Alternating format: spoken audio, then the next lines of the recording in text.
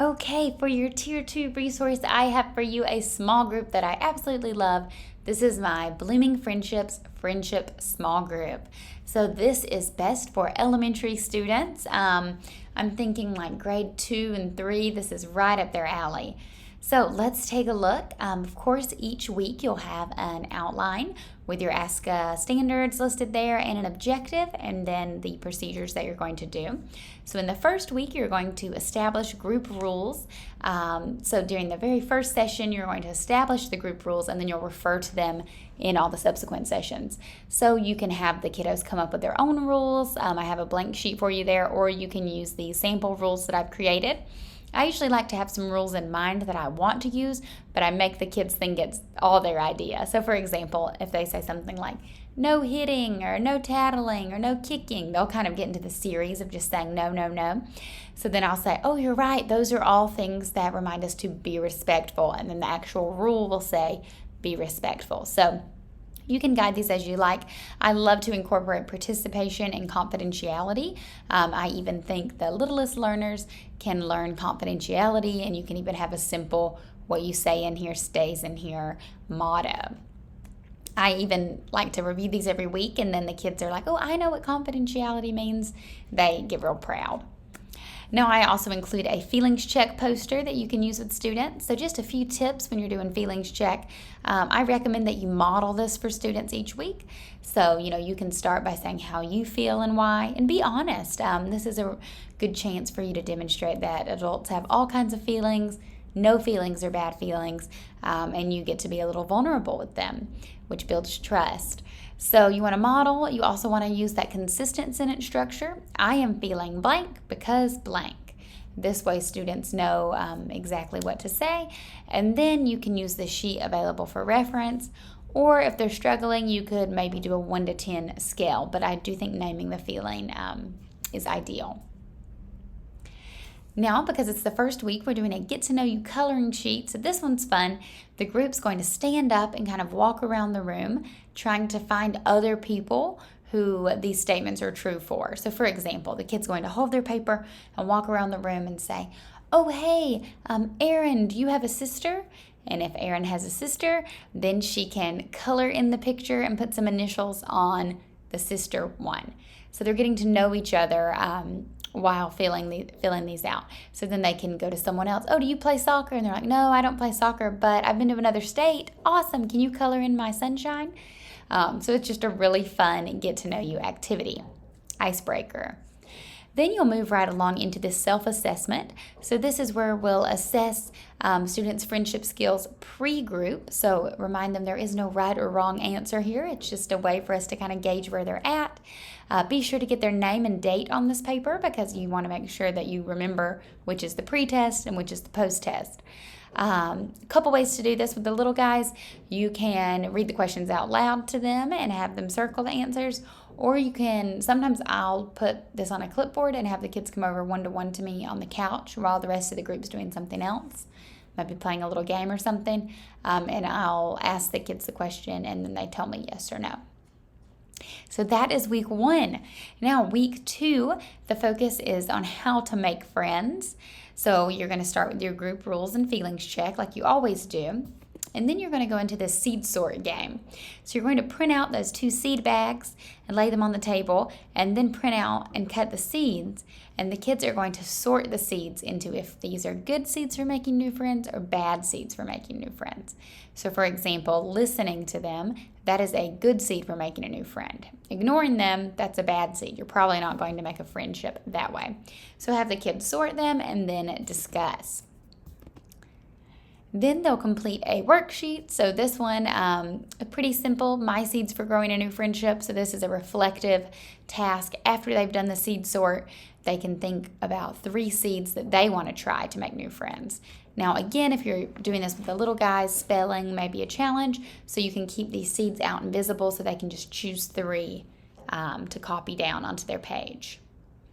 Now in week 3, they're talking about the qualities of a good friend. So we have a dice game to start off with here.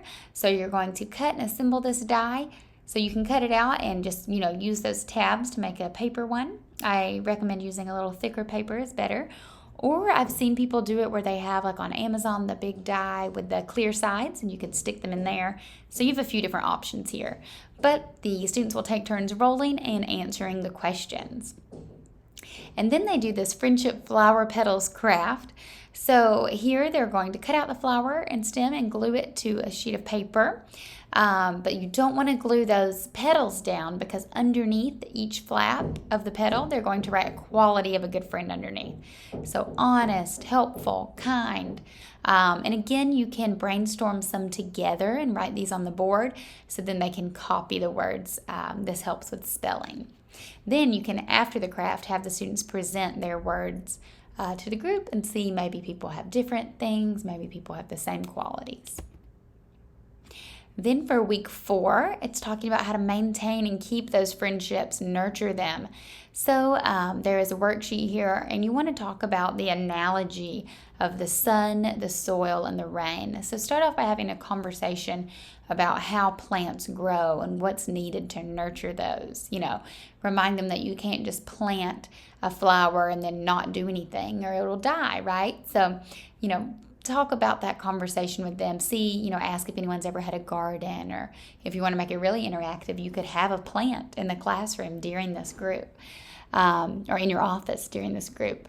But they're going to cut out these cards, and then they get to choose 3 that they want to paste on the page. So, one is sunshine, one is rain, and one is that soil. So again, they get to choose the ones that they think are important in maintaining their friendships. There are no wrong answers, but you can compare and contrast among group members.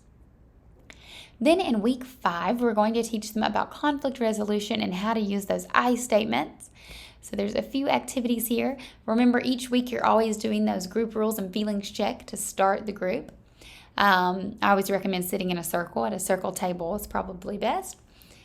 And here is the dice activity. So again, I told you earlier how to create these dice. So you can cut them out, or you can cut them and put them inside if you have a big foam dice you want to toss around. But this is a 3-part. So it's the I statement that they're building here. There's different combinations. So they're going to roll 1, 2, 3, and then read the different combinations. So if the first one, if they roll an I feel mad, and then maybe the second one, when you lie to me, and then maybe the because is because that is not being a good friend. So they'll say, I feel mad when you lie to me because that's not being a good friend. Or maybe another combination, and these are going to be random as they roll them, right? I feel frustrated when you don't play with me because I thought we were friends. Something like that. So those are really fun, just to get the kids practicing that pattern of I statements. Then there will be some scenario cards. So you're going to cut them up, and then students can take turns drawing and reading them as a group. And then they're going to come up with I statements that they can use to respond to the situations. So your friend tells your secret. You could say, I feel sad when you tell my secret because I trusted you. Something like that. And you can use this worksheet to help them work through it. So again, I would model this, practice a few times. You can even write these on the board. And for the dice one, or I'm sorry, not the dice one, the discussion cards, I wouldn't put one student on the spot because they just learned this skill. So it may be hard for them to come up with an I statement from a blank. So I would, help the whole group form these together, working together.